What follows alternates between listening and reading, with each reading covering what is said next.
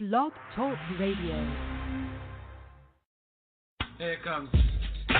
Since the far-off days when man first heard a scratchy noise on a cylindrical drum, accompanied by staccato human tones, it has been his aim to add breadth and depth, to give realism and spaciousness, and even where it applies, to convey actual movement. Intro, I start to go, my rhymes will flow slow. Get up and dance, cause Kane said so. If you were lounging around, it's time to get up. Pardon my expression, but I'ma tear shit up. I'll appear right here, scared and dare. A mere musketeer that would dare to come. Yo, this is Rich, a.k.a. Coach P. Y'all turned into another great episode of Coach 88.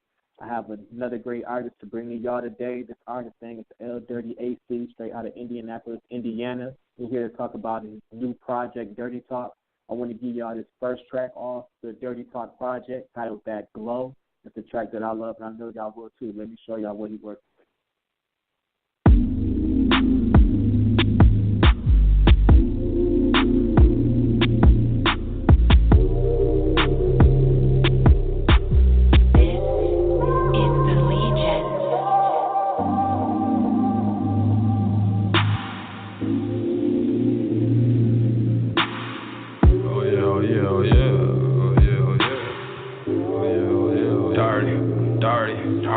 She want a nigga that glow. She want a nigga that glow. I am that nigga for sure. And I got packed for the low. I'm always hitting the road. Keeping that stick for my foes. When you a nigga that glow, you get the hoes in the door. She want a nigga that glow. She want a nigga that glow. I am that nigga for sure. And I got packed for the low. I'm always hitting the road. Keeping that stick for my foes. When you a nigga that glow, you get the hoes in the door. She want a nigga that shine. She want a nigga that stay on his grind. I got too many plays on my line. Too many girls wanna spend on my time. Baby, along for the ride. I ain't even got no hoes on the side. Keep that money on my mind. Keep that money on my mind. I got that pack for the low. My nigga got crack on the stove. I just got back from a show. I got a package to roll. I'm in traffic smoking dope. I might crash if I choke. In the back of a throw. We just smash on the low. She want a nigga like me. Want me to take her out of her jeans. Want me to take her off of the scene. I'm too player, got cut from the team. I'm too fly for you, baby. You too messy, make these girls chase me. On my job, so I'm never lazy. In the streets every day, the pack pay me. She want a nigga that glow. She want a nigga that glow. I am that nigga for sure. And I got packed for the low. I'm always hitting the road. Keeping that stick for my foes. When you a nigga that glow, you get the hoes in the door. She want a nigga that glow. She want a nigga that glow. I am that nigga for sure. And I got packed for the low. I'm always hitting the road.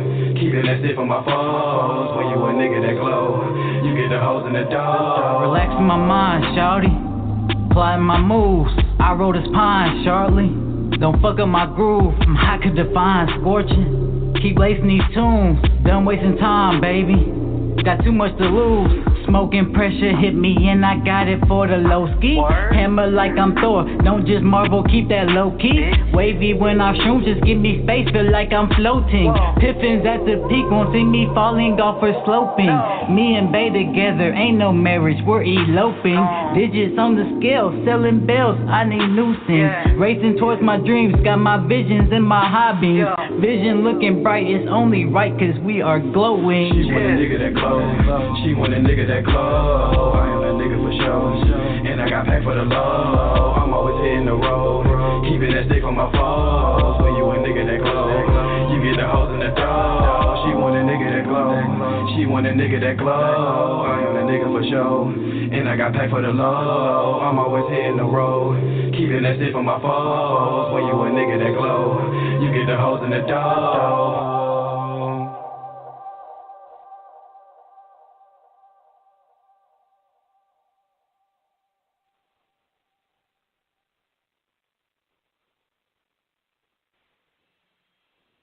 Yeah, that was L Dirty AC with That Glow.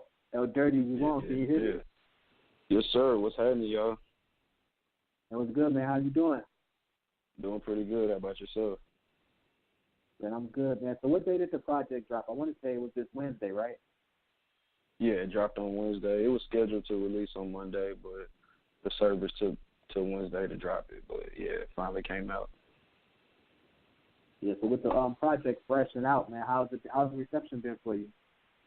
It's been pretty great, man. I'm getting a lot of good love in my city, Indianapolis, Indiana. That's where I'm from, Midwest. And, yeah, been a staple in my city for a while, throwing my own events, and I'm finally getting the reception that I need, that I want.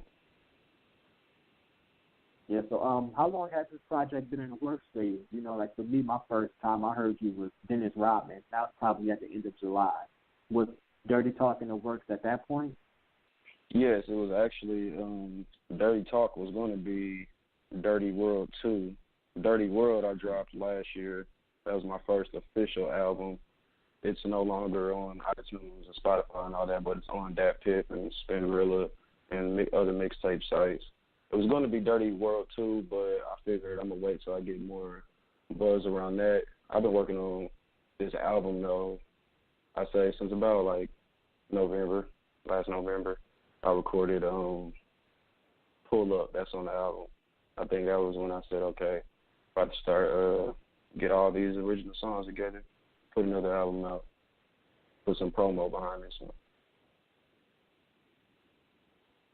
Yeah, so what lessons did you learn from the Dirty World project that you applied towards the Dirty Talk project that you just dropped? Biggest lesson I learned was making sure I choose the right engineer. My first project I recorded with somebody who I was connected to, but he didn't give me any kind of feedback on my tracks. I had to ask him what he thought, and then he gave me my feedback. The engineer I work with now is also somebody who I've known, but he comes across as more of a mentor, and he's more of a mentor to the whole city, but he's real, exclusive on who he works with, and I happen to be one of the people who he chooses to work with. And ever since I started recording with him, my production value, my input has just been increased 100%. He gives you the feedback. He'll let you know if your voice is off. He'll let you know if the verse is trash. He'll be like, no, I'm not even going to mix this. Write another one. And I love that because I'll go into one of and he doesn't charge that much, but compared to some of the top studios that all the industry rappers come to when they come to Indianapolis, his quality, I've recorded with all of them, and his quality is just as good as them. Yeah, because, man, for me, I think that's real important for somebody to always tell you the things that you do wrong. It's as important as knowing what you're doing right, because if nobody is telling you what you're doing wrong, that's how you can create some mediocre work, and you'll do it for some time because ain't nobody telling you that, yo, man, this ain't what you're supposed to be doing. Right. You know what I'm saying? So I always think that's, the most important thing. How have you been with this feedback? So, was it ever a time where you was like, man, I don't agree with this? Or was it always just this is refreshing, this is what I need to hear? Oh, yeah, me and his name is Wildstyle, my engineer, my producer. Yeah, we bump heads a lot because I feel like I'm right, it's my sound. But he's a consumer. He doesn't make music. And once I started, he doesn't rap. So once I started recording with people who don't rap, because they'll mix my stuff a little not as good as they mix theirs, once I actually got that critique and started thinking, okay, let me not start thinking of my songs from a rapper standpoint. Let me look at this and see how the consumers feel. And that's when you get Dirty Talk. That's how everybody, it's a vibe for everybody to feel on that album. On Dirty World, it was real personal. It was an introduction to myself to let people know how I'm coming. I'm different in the city. I'm different in how everybody else sounding. We got that player stuff going on. But Dirty Talk is very refined and polished. So now I know the next album I drop is I'm already working on another one. Next album I drop is going to be even more polished. Yeah, so what would make you even want to create a new project already? With Dirty Talk, that shit banging. You know what I'm saying? It's that real nice player shit. And somebody can make a project like Dirty Talk and be like, I'm good. They might coast. But I'm going to give myself a little break before I come to it. What about this whole process for you just make you want to just keep going so fast already? I love the work, and then part of it is therapeutic for me. Rapping is therapeutic. I spent a lot of my life in and out of jail, just in and out of trouble. I been kicked out of every school I went to, from preschool to high school. I don't know what's wrong with me, but I know I'm cold at music, you feel me? So just buckle down on that. but I got to keep working, and I have a child, so I want to create a foundation for him so when he gets older, I'm not just some popular local rapper in the city. I'm a businessman. I got my own label. We got other stuff we're working on that I don't really want to disclose. Working on a movie right now that me and my other guy shooting. That's getting a lot of love. So I just like to work. I'm gonna put out another single, put out another video, single for the next project. I'm gonna put out a little EP for all my throwaways from this project. Put out an EP probably in a couple of weeks just to get everybody keep it refreshed. I like to keep the momentum going. Plus, one of my favorite rappers is Currency. And Currency drops consistently. It's probably about maybe 4 projects a year. I don't want to drop that consistently, but I like that work ethic. Stay in the studio, put stuff out, and then plus with me being in the streets, just never know what's gonna happen to me, and I want everybody to get as much music out of me as possible while I'm here. You feel me? Yeah, so, speaking of your label, High Class Players Club, how did you come up with that name? Because, when I read it, it was a name that was so fresh to me. I'm like, damn, why didn't I come up with that? It was one of those, man, I just did it now. You know what I'm saying? How did you come up with that name for the label? All right, so I started High Class Players Club with my 2 best friends. They, rest in peace. They ended up getting killed in a double homicide because we was fucking around in the streets heavy, and nigga was hating. Long story short, just hating. And we used to always hoop at this one park. But me and my 2 friends I started with, while all the other friends would be hooping, we would just sit there and be like, what we gonna call our clique? We had a little clique in high school, but now we grown. We ain't want to call ourselves that no more. First we called ourselves High Class Trippy Niggas because of Juicy J. Okay. I think Stay Trippy just came, or not Stay Trippy, one of the mixtapes just came out back in 2012 when we first started High Class Players Club. And then I said, nah, bro, I'm too player. I don't even, let's be high class. If we're going to be high class, let's be High Class Players Club. And it was like, hell yeah, let's do that. And then boom. But I didn't take it serious because we was, like I said, in the streets heavy. And then they got killed in 2013.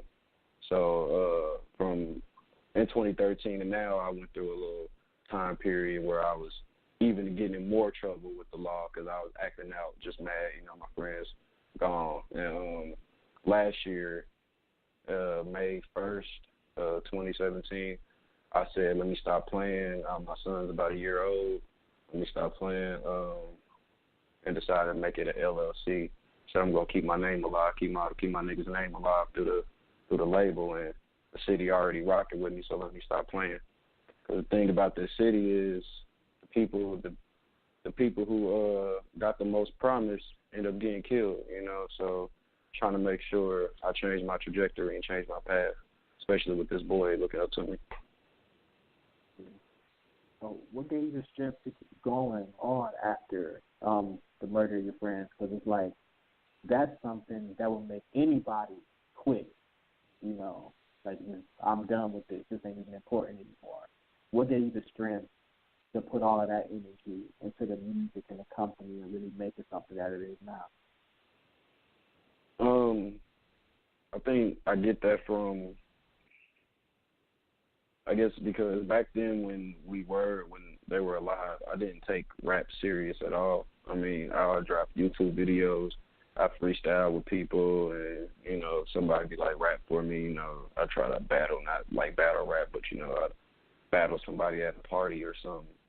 And they were the only 2 friends. Like when I would drop music, a lot of my friends would support or share stuff, but they were the only 2 friends who'd be like, bro, you should take it serious. Like you should really rap. Like do something. And then my friend.